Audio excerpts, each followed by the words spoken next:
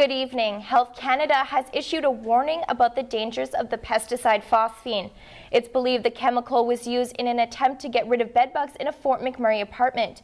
2 children living in that apartment died. Alberta Health Services receives hundreds of complaints of bedbugs in rentals or hotels in our province. And pest control experts are urging people to call in professionals before trying to get rid of the pests themselves. Our Taylor Petty joins us live from our news center with more. So phosphine is a chemical not registered for use in Canada. It is also not approved for use on bedbugs, one of the most difficult pests to control. So that's the registration number.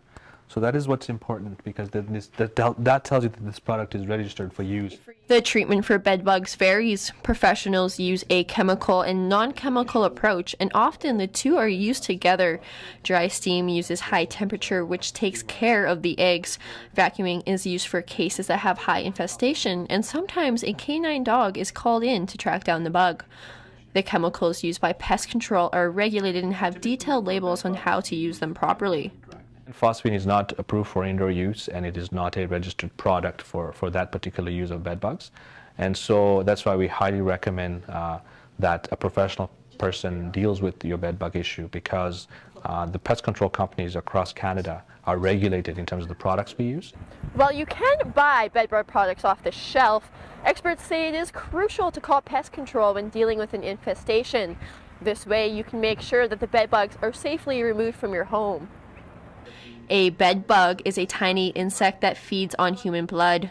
They are known for hiding away in places such as beds, hence the name. When we sleep at night, we breathe carbon dioxide, which lets the bedbug know their host is ready for the attack.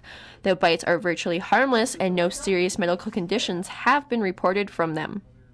Feeding on blood and moving from host to host, you'd think it would be a perfect pathway for human diseases, but there are actually no known pathogens that use bedbugs as a vectoring host. So keep in mind that bedbugs aren't restricted to just beds. They can be found in other living areas. So Taylor, what kind of environment can we find these bedbugs in? Well, it is often thought that they prefer a dirty space, but talking to an expert, he informed me that they actually prefer a clean but cluttered.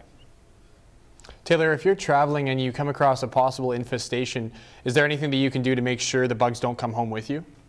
Well, again, I touched bases with an expert on that, and he says if you feel like you've come in contact with an infestation or you have found a bed bug, it is important to put those items into a dryer on high heat for 30 to 40 minutes to kill the bed bugs. Thanks, Taylor. That's Taylor Petty reporting live from our news